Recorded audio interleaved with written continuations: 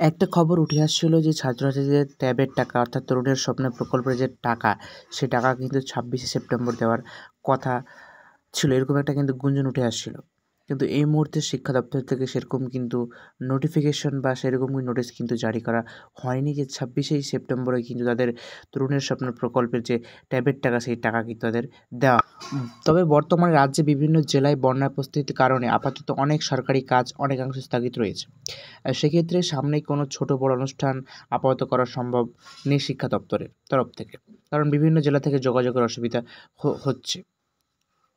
তা ট্যাবের টাকা কবে দেবে?